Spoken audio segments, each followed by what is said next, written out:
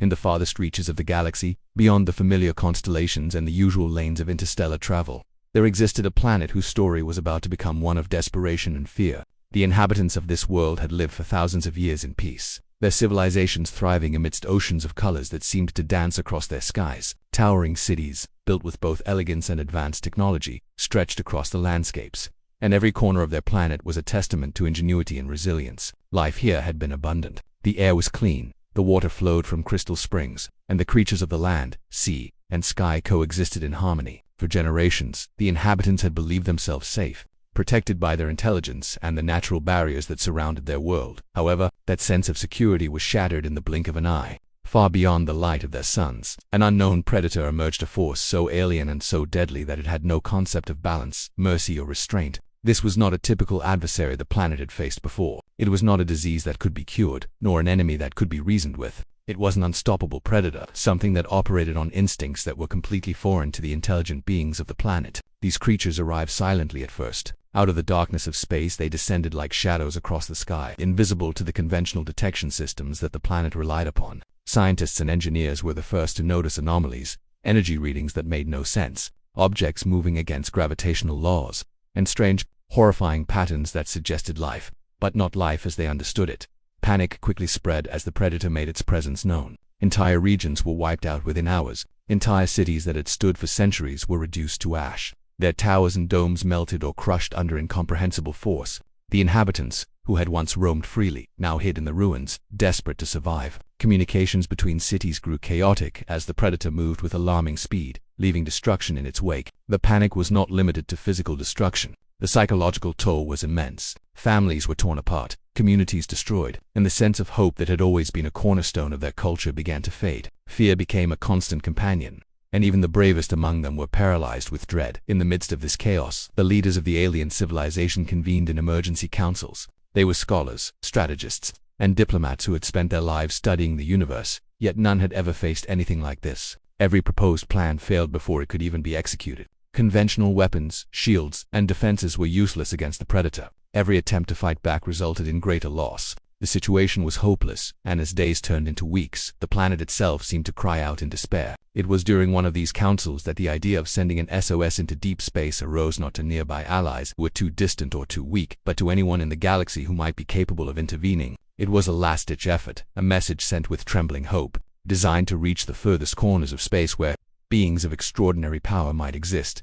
The SOS itself was unlike any communication the galaxy had ever seen. It was encoded not only with coordinates and technical data, but also with emotion. It carried within it the desperation, the terror, and the very essence of a civilization on the brink of extinction. The message was broadcast across multiple frequencies, using every known form of communication: quantum pulses, subspace transmissions, and even encrypted energy signals that could travel through the densest regions of space. The aliens hoped that somewhere, someone with the power to act would receive it and understand not just the words, but the urgency behind them.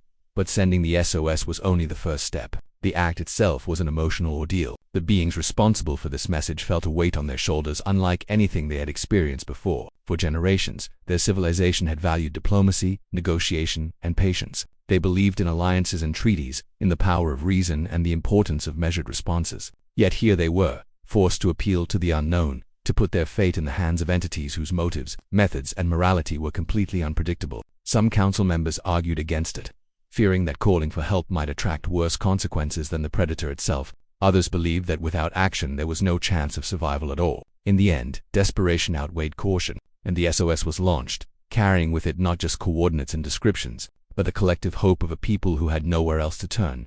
The message traveled across the cosmos, moving through the vast emptiness of interstellar space. It passed through asteroid belts, nebulae, and systems full of indifferent stars. Most of the galaxy never noticed it. Civilizations preoccupied with their own wars, politics, and survival ignored the faint signal, dismissing it as a random disturbance or a false alarm. Yet, in the darkness, far from prying eyes, there were those who always listened. The Deathworlders, a race known throughout the galaxy for their merciless power and unmatched war capabilities, intercepted the transmission. Legends spoke of them as beings who left no room for negotiation, beings whose fleets could obliterate planets and whose soldiers were trained in the art of total war. To many, they were monsters. To the desperate aliens, they represented a sliver of hope, the possibility that these ruthless warriors might intervene where no one else could. The reception of the SOS by the Deathworlders changed everything. Unlike other races, the Deathworlders did not hesitate or question motives. They analyzed the message with cold precision, understanding the danger but also the opportunity it presented. For them, the galaxy was a place of survival and strength, and any threat, if left unchecked, was a challenge to their dominance. Yet here was a civilization on the brink, powerless but pleading. The Deathworlders did not feel empathy in the way other beings might. Their compassion, if it existed at all, was tied to strategy and effectiveness. Helping the aliens was not an act of kindness. It was a calculated decision that fit within their understanding of order and power. Meanwhile, on the doomed planet, the aliens awaited an answer that might never come. Their scientists worked tirelessly to maintain defenses, to find any possible way to delay the predator, but every measure seemed futile. Children hid in underground shelters, elders prayed or meditated, and the leaders continued to broadcast signals into space, hoping that anyone would hear them. The atmosphere was thick with fear, yet the act of sending the SOS also brought a strange sense of purpose. For the first time since the Predator's arrival, there was an action being taken, a connection being made beyond the confines of their doomed world. In that moment, the aliens understood something fundamental. Survival sometimes required reaching beyond fear, beyond convention, and appealing to forces greater than themselves. Days passed, weeks passed. The Predator continued its relentless assault, showing no signs of fatigue or mercy. The aliens began to lose hope that anyone would answer. Yet somewhere, in the depths of space, the Deathworlders had received the message. Their systems were already calculating trajectories, assessing threats, and preparing to act. The galaxy, which had seemed indifferent,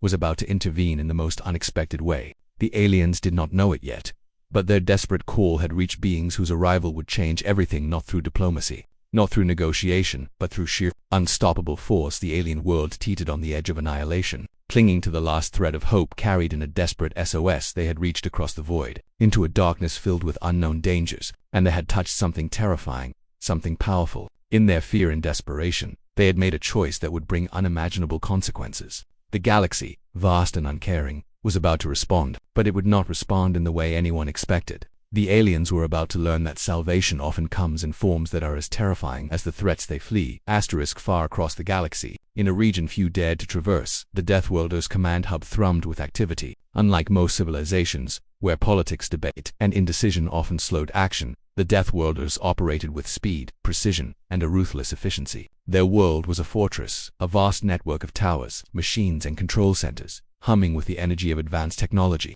Every corner of the hub was designed for war, from the command chambers that oversaw entire fleets to the docks where massive ships were constantly maintained, armed, and readied for deployment. For the Deathworlders, life was measured in power, strategy, and survival, and nothing distracted them more than a call for action that promised opportunity. The SOS signal that had reached them was analyzed immediately upon reception. Unlike other civilizations that might dismiss or misunderstand a desperate plea, the Deathworlders were meticulous. Their systems decrypted the message in seconds, translating every element, coordinates, planetary data, energy fluctuations, even emotional imprints embedded within the communication. The signal was desperate, filled with fear and urgency, but the Deathworlders did not react emotionally. They processed it as they would any other mission, coldly calculating the risks, potential gains, and methods of execution. To them, the SOS was a problem to solve, an equation to balance, and a battlefield waiting to be claimed. The leaders of the Deathworlders convened in the central chamber, a colossal hall dominated by holographic displays of star systems and moving fleet formations. They were tall, imposing figures, each representing different divisions of the war hierarchy: strategists, tacticians, and commanders of specialized divisions trained for planetary assaults, space combat, and siege operations. They studied the SOS, noting the planet's condition, the alien species' level of technology, and the mysterious predator that had caused the distress. Unlike other races who might feel empathy or hesitation, the Deathworlders measured everything in terms of efficiency and outcome. The question was not whether they should help, it was how best to do so. Within hours of receiving the transmission, preparations for mobilization began. Ships that had been idle in maintenance bays roared to life, their engines vibrating with raw power. Weapon systems were tested, shields calibrated, and the soldiers aboard were briefed with precision that left no room for error. These were not ordinary soldiers. They were elite warriors trained from birth to operate in conditions most species could not even imagine. Their training involved harsh simulations of planetary destruction, combat against impossible odds, and rapid adaptation to new threats. For them, responding to the SOS was a mission like any other, but it also carried a thrill, the chance to engage a challenge that had defeated others. The fleet itself was enormous, the kind of force that could make even the most advanced civilizations tremble. Each vessel was a masterpiece of engineering and lethality, capable of surviving attacks that would destroy ordinary ships. Some were mobile command centers, bristling with weapons and sensors, while others were designed to deliver massive ground forces to the surface. Smaller fighter crafts swarmed around the larger ships, ready to provide reconnaissance, attack, or defense. The fleet's movement was precise, choreographed like a deadly dance across the void of space. Every ship, every weapon, every soldier had a purpose, and together they formed an unstoppable entity moving toward a single goal: total eradication of the threat that had caused the alien distress as the fleet advanced through hyperspace. The Deathworlders maintained constant communication. Unlike most races whose fleets relied on bureaucracy and chain-of-command delays, the Deathworlders used a direct neural link system. Commanders could issue orders instantly, and ships responded in real time, adjusting to obstacles, enemy positions, or environmental hazards without hesitation. This allowed them to navigate through asteroid fields, nebulae, and regions of space where normal navigation systems would fail. The efficiency of their movement was terrifying to anyone observing from afar. It was not just travel. It was a calculated strike in motion, a display of both power and precision that few could match. Meanwhile, the alien civilization on the distressed planet remained unaware of the scope of what was coming. They had sent out the SOS in desperation, and although they hoped someone might answer, their expectations were limited. They had imagined aid in the form of diplomacy, reinforcements with shields and weapons that might help fend off the predator, or perhaps negotiators who could provide guidance. They had not anticipated the sheer scale of the Deathworlders' response, nor the terrifying power that accompanied it. The unknown beings that were now en route were legends, creatures that other civilizations feared and avoided, and the aliens had unknowingly called upon forces that were as formidable as the predator itself, if not more so. Within the fleet, soldiers prepared themselves for what awaited. They ran simulations, reviewed possible planetary maps, and familiarized themselves with potential threats. Unlike the aliens, who saw hope mingled with fear, the Deathworlders viewed the planet as a strategic objective. They identified the predator as the primary threat, calculating its weaknesses and predicting its movements. Every ship in the fleet had a role. Some would engage the predator directly, others would secure areas where survivors might be hiding, and the ground forces would ensure that no threat remained to disrupt the recovery of the alien population. Their planning was relentless and exhaustive, leaving nothing to chance. As the fleet approached the system, the scale of their presence became clear. Even from vast distances, their ships blocked out stars, casting shadows across the planets they passed. Smaller civilizations in nearby systems observed them and felt a mixture of awe and dread. The Deathworlders were known for leaving destruction in their wake when provoked, and their sudden arrival in this part of the galaxy sent ripples through local colonies and governments. Rumors spread of a fleet moving faster than any known ship, carrying weapons capable of obliterating entire cities in minutes, to the alien civilization awaiting aid. However, these same ships were a sign of salvation, a terrifying but necessary intervention that might finally turn the tide against the predator. As the fleet moved closer to the alien planet, the commanders reviewed final tactical plans. They considered environmental hazards, the possibility of ambushes, and the unpredictable nature of the predator. Unlike human or other species commanders, the Deathworlders did not hesitate over morality or collateral damage. Their strategy was simple: eliminate the threat completely and ensure the survival of the planet's inhabitants, if only to maintain order in the galaxy. They recognized the value of the alien civilization not as equals, but as beings who had called upon forces beyond their comprehension. The Deathworlders respected the decision to summon them, interpreting it as a signal that the aliens understood the stakes of survival, and that only force, not negotiation, could solve the problem. Meanwhile, on the planet below, survivors continued their struggle. Families huddled in shelters, hoping against hope that someone would come to help. Scientists scrambled to create barriers, weapons, and defenses. Yet all attempts seemed insignificant compared to the predator's overwhelming power. And then, slowly, faint signals reached them, distant, massive, and almost incomprehensible. The first ships appeared on the horizon, silhouettes against the skies that dwarfed anything the aliens had ever seen. Panic turned to cautious hope as the fleet descended. There was no negotiation, no preamble, only the overwhelming presence of forces that radiated both danger and protection. The Deathworlders' arrival was not silent. Ships deployed, energy fields shimmered into existence, and the hum of machinery filled the skies. Soldiers disembarked their armor and weapons unlike anything the aliens had ever witnessed. Yet, despite the fearsome appearance, the predator did not flee. It sensed the true nature of the forces before it and recognized the magnitude of the challenge. The stage was set for a confrontation unlike anything in the galaxy. The aliens, watching from below, could only hope that these merciless warriors would be enough to save them, and that their desperate call for help had not gone unanswered in vain. By the time the fleet fully deployed, it was clear that the Deathworlders' method of assistance was not subtle. They did not negotiate, they did not wait, they acted. Their presence alone changed the dynamics of the conflict. signaling to both predator and prey that the balance of power had shifted. The aliens began to understand that help had arrived in a form that was as terrifying as it was effective. Survival, it seemed, would come not through diplomacy or clever weapons, but through the unyielding force of a civilization that knew only one method: total domination of any threat. As night fell across the alien planet, the fleet maintained vigilant. Scouting ships flew ahead, weapons calibrated, and ground teams readied for deployment. For the first time in weeks, the aliens felt a fragile sense of security. They understood that the Deathworlders were not there to comfort them, they were there to fight. And fight they would, without hesitation, without mercy, and with results that the galaxy would remember for generations. The alien civilization, desperate and fearful, could only watch and pray that the merciless saviors they had summoned would be enough to ensure their survival. When the Deathworlders finally arrived at the alien planet, the scale of the devastation was even worse than the SOS had described. From orbit, the planet looked like a scarred battlefield, its cities reduced to smoldering ruins, forests and oceans tainted by the chaos that had swept across its surface. Smoke rose in thick plumes from multiple regions, and jagged cracks in the ground hinted at the unimaginable forces that had torn through the terrain. The Predator had not been merciful. It had left destruction in its wake as a warning to anyone who might challenge it. The alien survivors, those who had somehow evaded death, peered from hidden shelters or abandoned towers, their eyes wide with fear, hope, and disbelief at the sight of the approaching fleet. For the aliens, the arrival of the Deathworlders was eins. The sheer size of their ships, some stretching kilometers in length, blocked out stars and cast massive shadows across the landscape. Energy fields shimmered around the fleet, and countless smaller craft buzzed like insects around the larger vessels, each one carrying precision-targeted weapons and sensors capable of detecting threats invisible to the naked eye. The aliens had never seen anything like it. Their own technology, advanced as it was by their standards, seemed fragile and insignificant in comparison. Yet alongside the terror came a glimmer of hope. The fleet had arrived to answer their desperate call, and the predators that had terrorized their world had finally met a force that could challenge them.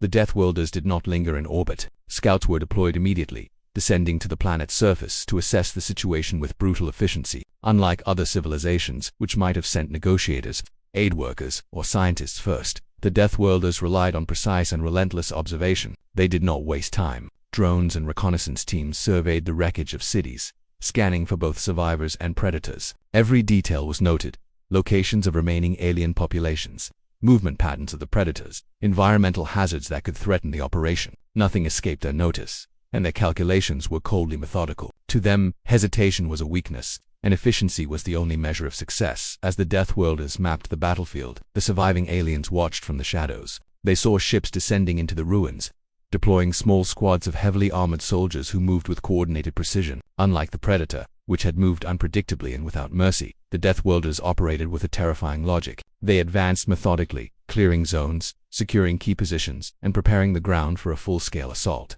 The aliens could only stare in awe, realizing that these beings were unlike anyone or anything they had ever encountered. There was no negotiation, no appeals to mercy, only a relentless focus on neutralizing the threat that had brought their world to the brink of extinction. Meanwhile, the predators began to sense the intrusion. Their instincts, honed over eons as apex hunters, recognized the presence of something unlike themselves. They could feel the overwhelming power and coordination of the Deathworlders, and unlike previous targets, these new adversaries did not flee or panic. Instead, they approached with calculated force. The Predator's usual confidence wavered as it detected precision attacks, scanning devices, and weaponry capable of anticipating its movements. For the first time, the hunters of the galaxy faced a challenge that they could not dominate simply through raw strength. The arrival of the Deathworlders had shifted the balance, turning fear into a strategic weapon that the aliens had never seen before. The Deathworlder strategy was both simple and terrifying. They were not there to negotiate, to reason, or to show restraint. Their mission was total eradication of the threat, and their operations reflected that. Every squad, every ship, and every weapon system was coordinated to remove the predators from the planet entirely. The fleet's commanders issued orders with split-second timing, adjusting tactics as the predators moved, exploiting weaknesses that even the alien survivors had never noticed. It was as if the Deathworlders had rehearsed this exact scenario countless times, learning from every previous battle in the galaxy and applying that knowledge with ruthless efficiency. On the ground, small teams of Deathworlder soldiers moved through the ruined cities, their armor reflecting the fiery skies above. They advanced in formations that were both terrifying and precise, clearing streets, scanning buildings, and eliminating threats with lethal efficiency. Their weapons fired in rapid bursts, creating patterns of destruction that left nothing to chance. The predators, initially confident in their own power, began to realize that their prey, the alien survivors, was now protected by a force that would not be deterred. Any attempt to continue their rampage was met with overwhelming retaliation. The aliens, still hiding and watching, began to understand the magnitude of what they had unleashed. They had called for help, and help had arrived in a form that was as terrifying as it was effective. The coordination between the fleet and ground forces was remarkable. Ships in orbit provided surveillance and fire support, detecting predator movements and relaying data to ground teams in real time. Communication was instantaneous, and the Deathworlders adapted to every maneuver the predators attempted. Unlike conventional battles, where chaos could disrupt strategy, the Deathworlders maintained control at every level. Their presence was not just a show of power. It was a demonstration of the precision and efficiency that had made them feared across the galaxy. For the alien survivors, it was both reassuring and frightening. The same forces that would destroy the predators without mercy could also, if necessary, obliterate entire regions to achieve their objectives. As the battle escalated, the alien population witnessed the Deathworlders' methods firsthand. The predators were relentless, attacking with speed and cunning, but each assault was countered with unmatched precision. Streets that had once been safe became battlegrounds, and areas that had seemed impossible to defend were secured within hours. The Deathworlders employed advanced technology to track the predators' movements, predict their next attacks, and strike with lethal force before they could react. Every survivor realized that the predators were no match for this new force, and hope began to grow alongside fear. The Deathworlders were not merciful, but they were effective, and that effectiveness was exactly what the aliens needed to survive. Despite the terrifying efficiency of the Deathworld, they remained focused on the ultimate goal, the protection and survival of the alien population. They did not harm the aliens. Their attacks were reserved solely for the predators and environmental hazards that threatened the planet. This selective approach was deliberate. The Deathworlders understood that indiscriminate destruction would defeat the purpose of their mission. They protected survivors, cleared escape routes, and ensured that the remaining population had a chance to recover once the predators were eliminated. For the aliens, this was a revelation. They had called upon beings known for their brutality, and yet these same beings had become their saviors. As the first waves of assault concluded, the Deathworlders conducted a thorough assessment of the planet. Drones scanned every corner of the ruined cities, forests, and oceans, ensuring that no predator remained hidden. Ground teams moved in systematically, checking shelters, tunnels, and abandoned structures. The predators, unable to withstand the combined power of the fleet and ground forces, were either destroyed or driven into isolation. The alien survivors began to emerge from hiding, watching with cautious optimism as the Deathworlders maintained control over the planet. For the first time in weeks, the aliens felt a sense of safety. The nightmare that had overtaken their world was finally being reversed, and it was all thanks to the merciless, unstoppable force they had summoned with their SOS. The Deathworlders did not linger unnecessarily. Their operations were calculated, efficient, and always purposeful. Once the predators were neutralized and the planet secured, they began preparations to withdraw, leaving the surviving alien population intact but aware of the power that had saved them. The aliens understood that the Deathworlders' intervention had been decisive. It was not negotiation, diplomacy, or compromise that had saved their civilization. It was the unyielding force of a species that recognized threats and eliminated them completely. The lesson was clear. In a galaxy filled with dangers beyond imagination, survival sometimes depended on forces that were as terrifying as they were effective. By the time the Deathworlders departed, the planet was still scarred, but the predators were gone, and the alien population was alive. Survivors cautiously began to rebuild, carrying with them the memory of beings whose methods were brutal but whose effectiveness had saved their world. They would never forget the arrival of the fleet, the precise and merciless manner in which threats were neutralized, and the realization that their desperate call for help had reached a force beyond comprehension. The aliens had learned that sometimes salvation does not come gently. It comes with power, precision, and the willingness to act without hesitation, a lesson that would shape their civilization for generations to come. The moment of confrontation had arrived. The Deathworlders, with their terrifying fleet and precision-trained ground forces, were now fully engaged on the alien planet, and the predator that had terrorized the world sensed the magnitude of what it faced. Unlike anything it had encountered before, the predator was about to learn that the universe contained forces far more dangerous than itself. For the alien survivors, the unfolding battle was both horrifying and awe-inspiring. They had called for help in desperation, and now, the full scale of that help was revealed not as negotiation or diplomacy, but as sheer, unyielding force. The Deathworlders' strategy was clear from the beginning. They would eliminate the predator without hesitation, leaving no chance for it to escape, regroup, or harm the surviving aliens. Their assault was methodical, almost surgical in its execution. From orbit, ships provided precise bombardments targeting the predator's positions, movement paths, and possible hiding places. Smaller attack crafts darted in and out of the predator's lines of sight, drawing its attention while larger ships unleashed devastating energy strikes. Ground troops moved in perfect coordination, cutting off escape routes, securing critical locations, and ensuring that no corner of the planet remained uncontrolled. The Redditor, which had relied on surprise, stealth, and overwhelming power, was now outmatched in every possible way.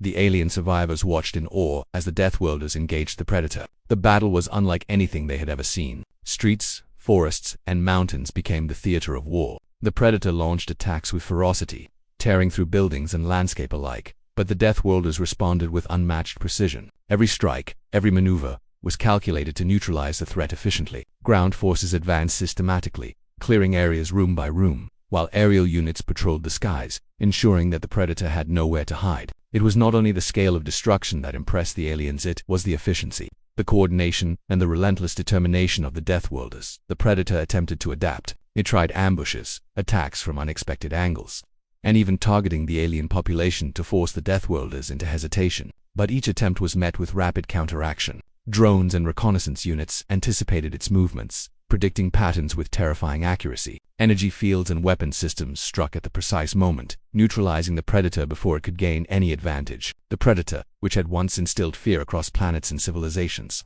now found itself outmatched, forced to retreat, and finally cornered by forces it could not comprehend. The aliens, hidden and trembling, began to feel hope that had seemed impossible just days before. The Deathworlders' ground troops were equally impressive. Clad in impenetrable armor, they moved through ruined cities, forests, and deserts with methodical precision. Their weapons, capable of piercing almost any material, fired in bursts that cleared paths, neutralized threats, and protected survivors. The soldiers did not pause to hesitate or deliberate. They acted with single-minded focus, aware that any delay could give the Predator an opening. Streets that had once been death traps became controlled zones as the Deathworlders secured territory, ensuring that the alien survivors could safely emerge from hiding. It was a brutal display of power, but it was also a display of control, order, and efficiency, elements that the aliens had never witnessed in their own civilization.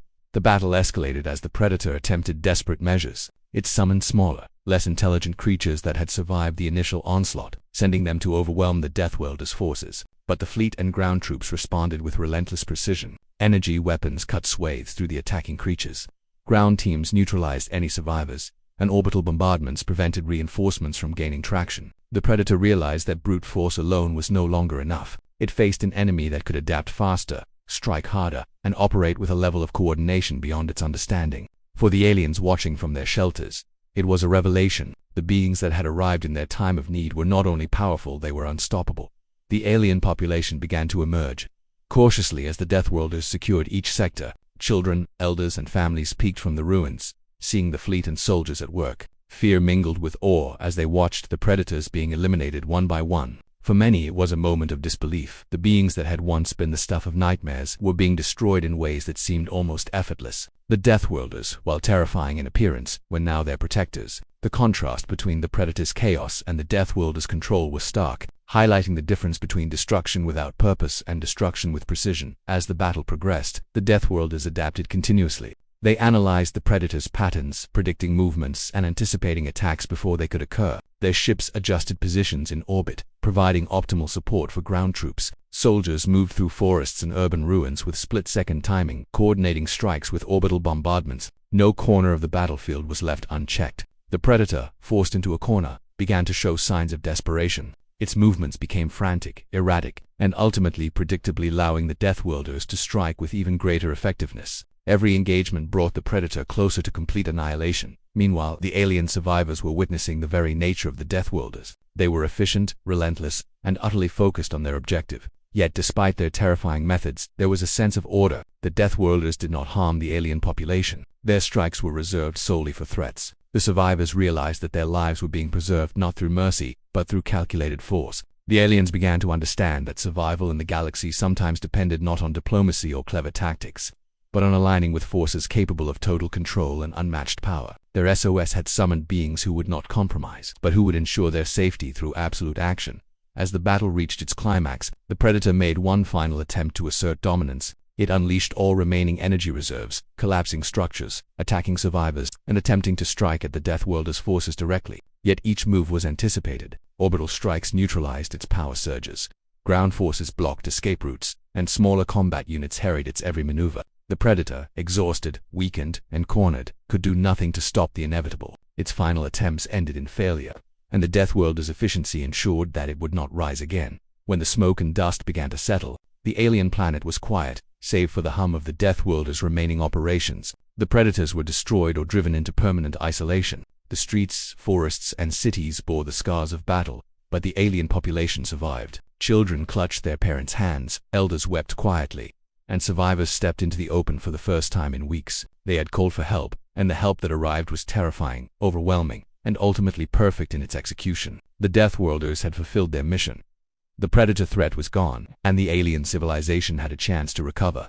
The aliens understood the lesson of the day. The Deathworlders had not come as friends or negotiators. They had come as merciless warriors, unyielding in their purpose, and capable of ending any threat without hesitation. Yet this brutality had become their salvation. For survivors realized that sometimes survival in the universe did not depend on kindness, negotiation, or clever plans. It depended on the presence of power, precision, and the willingness to act decisively. Their civilization had survived because they had reached across the galaxy in desperation and called upon a force that would respond without question, without hesitation, and without mercy to those who threatened them. As the Deathworlders completed their operations, the alien population began to rebuild cautiously. They salvaged what remained of their technology, reconstructed critical infrastructure, and tended to those injured or traumatized by the Predator's attacks. The memory of the Deathworlders' intervention would remain etched in their collective consciousness forever. They had witnessed a battle unlike any other, where fear met strategy, chaos met precision, and life was preserved not through gentleness, but through sheer unyielding force. By the end of the day,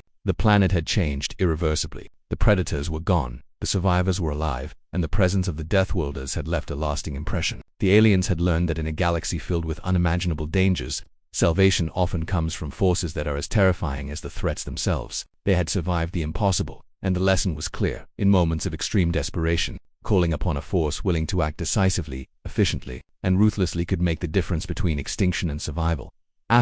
When the battle finally ended and the last remnants of the Predator had been eliminated, the alien planet was left in silence, broken only by the low hum of the Deathworlders' departing fleet. The skies were still heavy with smoke, and the cities lay in ruins, but life endured. For the survivors, it was a strange mixture of relief, awe, and lingering fear. They had lived through something almost unimaginable, something that could have easily destroyed every last one of them. And yet, they were alive, thanks to beings whose power was as terrifying as it was effective. The alien population slowly began to step out from their hiding places, cautious but eager to witness the aftermath of the intervention that had saved them. The landscape was scarred and battered. Buildings that had once reached high into the sky now stood as twisted metal and shattered stone. Forests that had provided shelter and resources were blackened, rivers polluted with debris and chemical runoff, and entire regions had been flattened by the conflict.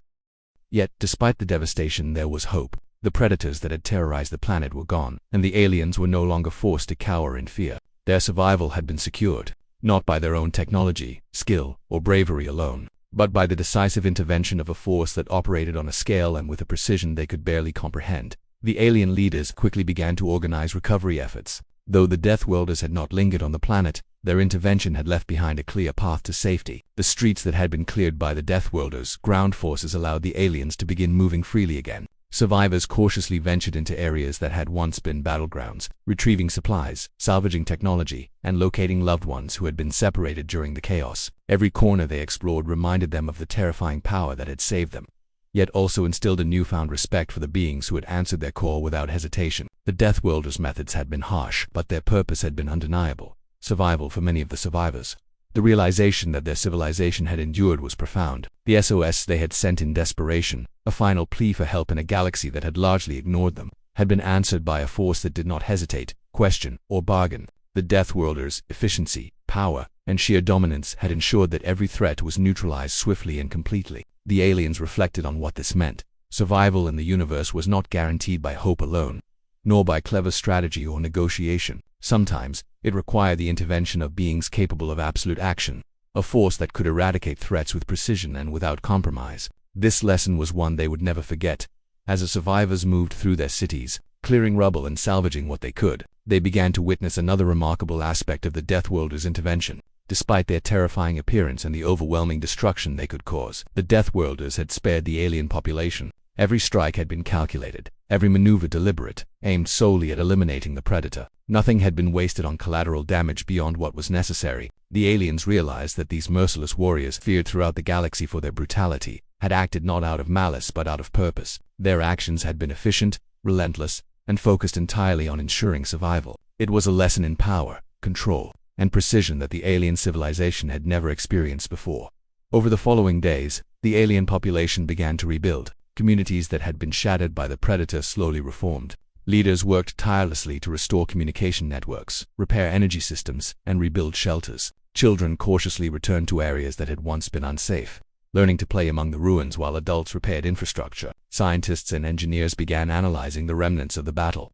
Studying the technology of both the Predator and the Deathworld, they sought to understand the sheer power that had intervened on their behalf, hoping to incorporate lessons that might help protect their world in the future. There was a sense of cautious optimism, tempered by the memory of the terror they had endured, but optimism nonetheless. Among the survivors, stories of the Deathworlders' arrival began to spread. Witnesses described the immense ships that had blocked out the sky, the armored soldiers who moved with frightening precision, and the way in which the Predators had been eliminated without mercy. The narrative that emerged was one of awe and gratitude. The Deathworlders, who were known throughout the galaxy as merciless conquerors and warriors, had become the saviors of an entire civilization. The aliens struggled to reconcile the terrifying nature of the Deathworlders with the fact that their actions had preserved life. This paradox became a central theme in the cultural memory of the survivors. They realized that power, when applied with purpose and precision, could save as effectively as it could destroy. Despite the relief, the alien leaders understood that their civilization had been fundamentally changed. The intervention had demonstrated that the galaxy contained forces far more powerful than anything they had encountered before. It had shown them that survival required more than intelligence, diplomacy, or clever weaponry. It required access to forces that operated on a level beyond comprehension,